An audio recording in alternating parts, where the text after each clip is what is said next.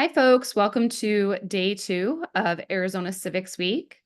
Today, we have the state lead for a youth-led organization focused on voter engagement. We have Sahana here today from New Voters, who is going to be sharing a bit around the organization and ways that other young people can get involved. Thanks, Sahana. Sorry. Thank you, Tara, for that. And hi, everyone. So like she said, I'm just going to kind of briefly get into our mission behind New Voters, and our initiatives right now, especially as the election comes up for the youth to get involved and for educators to get involved in incentivizing this process towards their students and teaching them of the importance of becoming civically engaged, whether that be through voting or through other processes. There's lots and lots of ways for kids to get engaged. It's so important that they know that. So like I said, I'll do a quick overview of our organization, the importance of youth civic engagement overall, and then it's Arizona Voter Registration Week right now, so I'll just touch on that really briefly as well.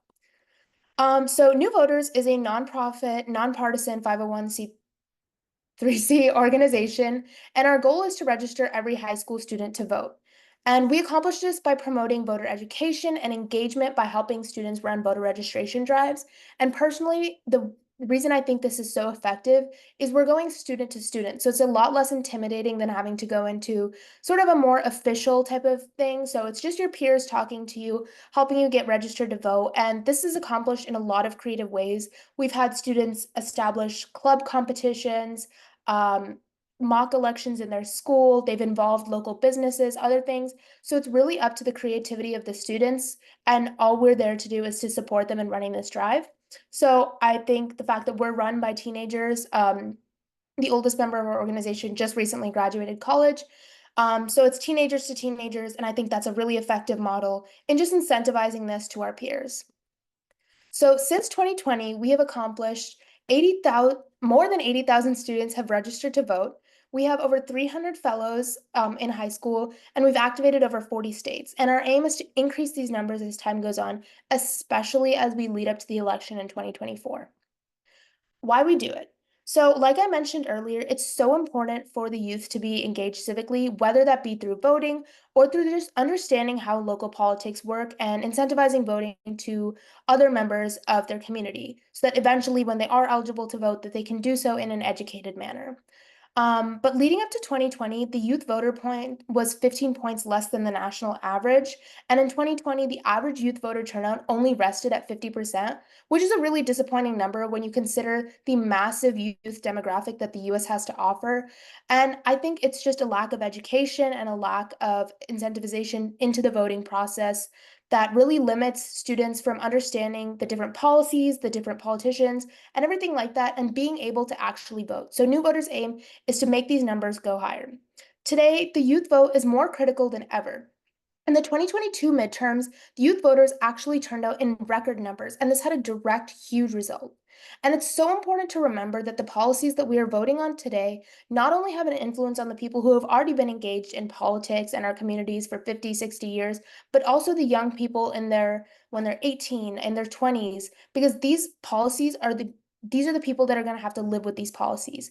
Climate change, voting rights, gun violence, reproductive rights, and so much more is at conflict in this time in our country. And it's so important that what we do in the future reflects the ideas of young people. So our policies need to reflect young people. And for that to happen, the youth just has to be civically engaged in several different ways.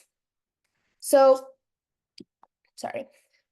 Youth turnout played a decisive role in Arizona elections in 2020 and 2022, but the potential is so much more. 90,000 Arizonans turn 18 every year, which amounts to around 72,000 new voters every single year. In 2022, the presidential election in Arizona was decided by only 11,000 votes. Being a battleground state, young voters in Arizona likely help decide control of the House, Senate, and presidency in 2024 with two competitive House seats and a competitive Senate election for Arizona. The potential of of around 72,000 voters every single year from the state of Arizona is so instrumental, especially because in 2022 we saw our battleground state decided by only 11,000 votes. So there's so many voters that can make a huge difference and actually flip our state to reflect the policies that they want to see. And at New Voters, we don't believe that, we need to follow a certain party or a certain belief. All we are asking is that the youth understands the policies and the principles that are going on, and that they vote based on what they believe in an educated manner. So, New Voters' aim is just to encourage people to vote and to understand the education behind voting. We're nonpartisan, so we don't encourage any type of voting for Democrats, Republicans, third party, other things like that. Sorry, I'm having some. All right. So in Arizona, the election deadlines, the last day to register to vote is coming up pretty soon. October 7th is the last day you can register. And for the educators that might be watching this later on, in Arizona, you can tell your students that if they turn 18 by election day, you can pre-register, or if you're 17 and a half, I believe, you can pre-register to vote in future elections, even though you won't be able to vote in the November election. And if you are going to be out of the state during the actual election, October 25th is the last day to request an absentee ballot, and Tuesday, November 5th is the final day to vote in the Arizona general election.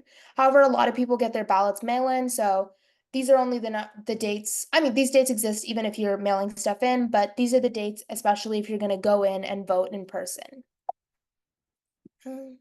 So Voter requirements. How to register to vote. You can register online at Arizona's election website. I've linked that on the slides and I'll send it out later. And all you need to vote is a valid picture ID with proof of your residence in the state of Arizona. And you can vote either in person or get the ballot delivered to your home, like I mentioned earlier. And now I want to touch on the Arizona State Voter Registration Challenge that New Voters is doing this year. Our goal, like I said earlier, is to register every single high school student that is eligible in Arizona to vote. So this challenge started about 2 weeks ago on September 1st, and we are aiming to get statewide high school voter registration throughout the month of September. The way we do this is every single high school signs up using a link from the Arizona Department of Education, who we are doing this challenge in collaboration with, to run a voter registration drive. And from these links, us and the Department of Education can see how many students are able to be registered from each school. New voters, like I mentioned earlier, really want students to be creative in their voter registration drive process. We're not going to tell anyone what to do, and we believe creativity is essential to these type of projects.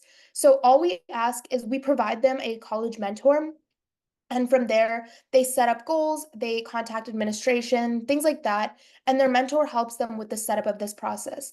And based on whether they meet their goal, exceed their goal, we give out awards, and the Department of Education is giving out state level recognition this month based on the percentage of eligible students registered at their school. So, for example, if their goal is to register 200 eligible students and they do register those 200, they qualify for these prizes and a state level recognition, which is something that could be really incentivized to students.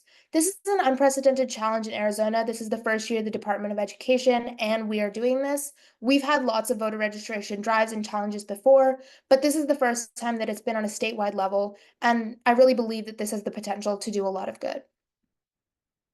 Student-led voter registration drives. So while students may not want to be involved in the Department of Education effort, New Voters does voter registration drives all throughout the year. These are super, super, super easy to implement. We refer students through their mentors again once they contact us to sign up directly at that URL. It's on our website as well, New Voters. And we will put them on teams from their school, or they can do it individually and give them the resources through their mentor and assistance needed to run a drive. We also have a lot of pre-prepared materials such as the voter's registration guide, teacher guide, and other things, and we connect them with the mentor so that any questions they may have, they'll be answered. From there, they'll receive a drive link allowing them to record how many people they registered to vote and merchandise if they want to give that out at their excuse me, at their schools. These drives are generally ran at schools. I know at my school, there's currently a voter registration drive going on, but a lot of times they can be done as text banking efforts, done at community events, community centers, things like that. And like I mentioned earlier, there are lots of awards you can receive from this. The state of Arizona has a Seal of Civic Literacy program that students can apply through their high school. That's really cool. And New Voters provides awards valued from $50 to $100 based on how they meet their goals. So the next steps from this presentation are to refer your students, or if you're a student, to go to these links. The first one allows you to run a drive at your high school, and second allows you to potentially intern with us in the state of Arizona, as we're looking to target a lot more high schools outside of Chandler and Phoenix. So yeah, if you're interested, please reach out to check out those websites, those QR codes, or go to our website, newvoters.com, .org, and there's a lot of good resources on there as well. Also, feel free to contact me or really anyone at New Voters. All of our names are online on our website and LinkedIn. Um, but yeah, that's kind of briefly what I had to go over. And Tara, do you have any questions for me? Thank you so much, Sahana, for sharing this incredible opportunity and information for young people across the state of Arizona and really beyond. I wanted to ask more, maybe some like contextualizing questions just about, yourself and the work and what really brought you into these spaces. So as the state lead of new voters here in Arizona, how did you actually begin in that role or get involved in new voters? So, Nivea, our, I guess, ex-executive director, she's now on a Fulbright in Spain, which is shout out Nivea, super cool. She had contacted me through a mutual friend, and she had put out a bunch of applications asking for outreach interns. And I had applied originally, I believe, back in November of 2023. And I worked as an outreach intern. So I communicated with a lot of schools in Arizona, out of the state, boys and girls clubs, other things like that. And over the summer, I did a lot of camps. So I presented at the Cesar Chavez camp, SWISD, things like that. And I was able to actually talk with these students. And recently, me and my fellow state lead, Annie, have now just begun to take this super, super seriously. Not that we weren't taking it seriously before, but we want to make this like something that everyone knows about in the state of Arizona, that this is a club or this is a resource that every single student can access and they know it's there, which is why it's so important to us that we spread these resources out because we believe it's genuinely a good cause. Yeah, that's really fantastic.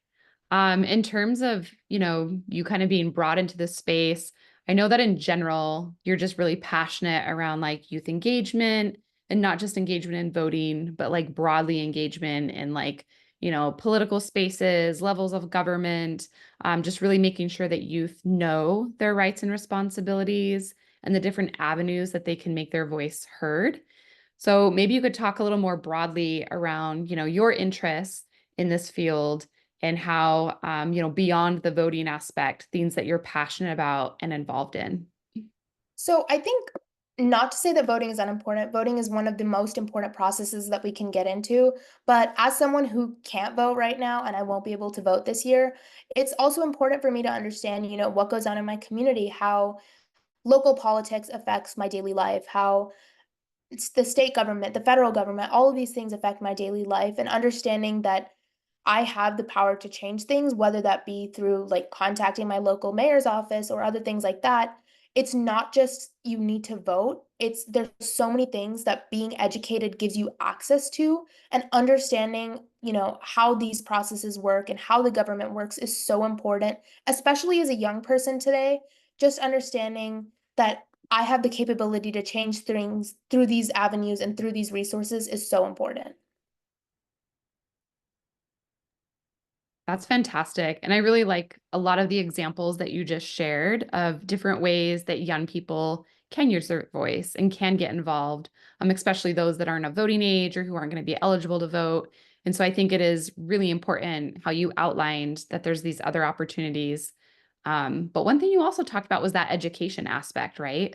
So for yourself, having become educated and really learned about different opportunities that you can use your voice, what are some other ways or advice that you might give young people on where they can go to learn, not just about the voting, but about a lot of these like political processes, who to contact, and those local politics that you talked about?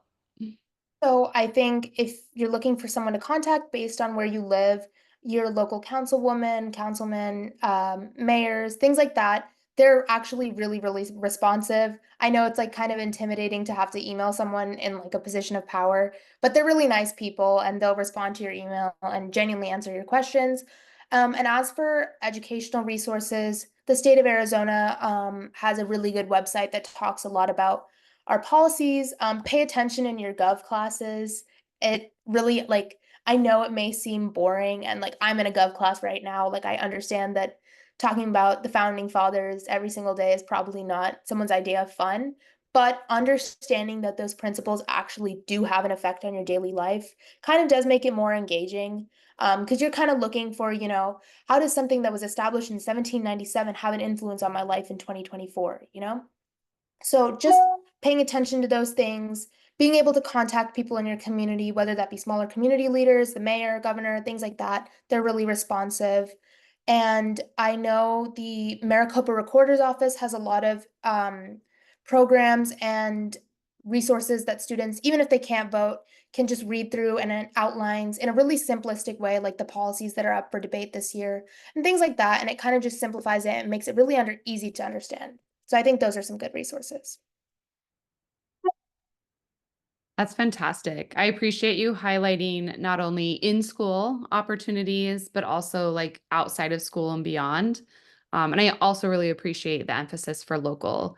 A lot of times people, might say that they aren't interested in politics or they don't understand, how politics or policy affects them. But like literally on the daily, you're driving down the streets and it's like, okay, your local government's in charge of, paving those streets and the public safety and the electricity of running, street lights. And so things that folks oftentimes take for granted or don't think about, like that is very much your local government and it affects you every day.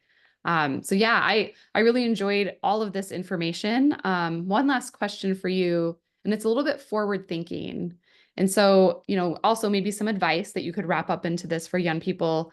But looking forward, what really hope do you have for young people and this idea of using their voice to create change in their community and just be civically engaged?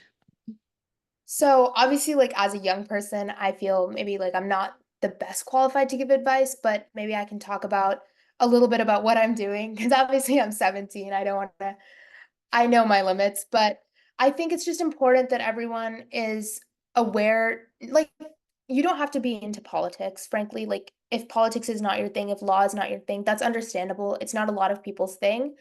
But understanding how your local government, your federal government impacts you, your life, the things you want, no matter what job you do, what path of education, military things you take, the government does have an influence on what you do, which is why it's so important to be educated on those matters. Like, you don't have to be a lawyer, you don't have to be involved in politics, but you do have to understand the influence it has on you and the power of being able to speak out and use your voice.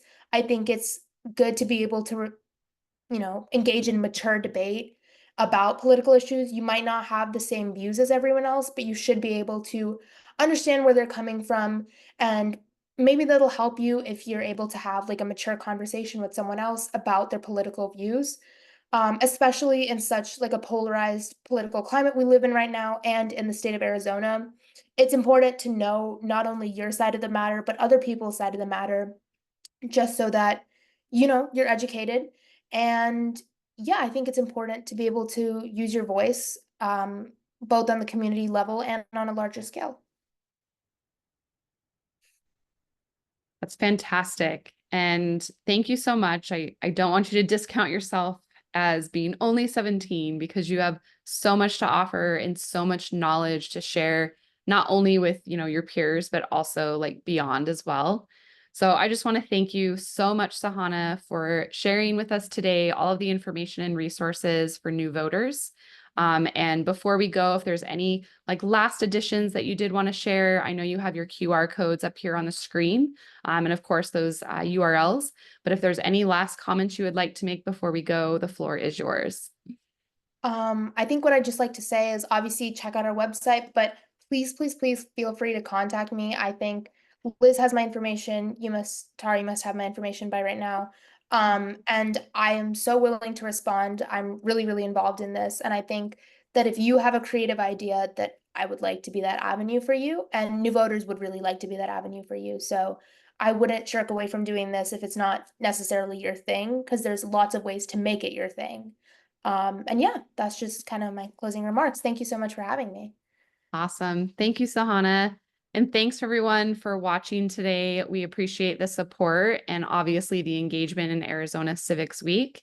And we'll see you all next time. All right. Bye.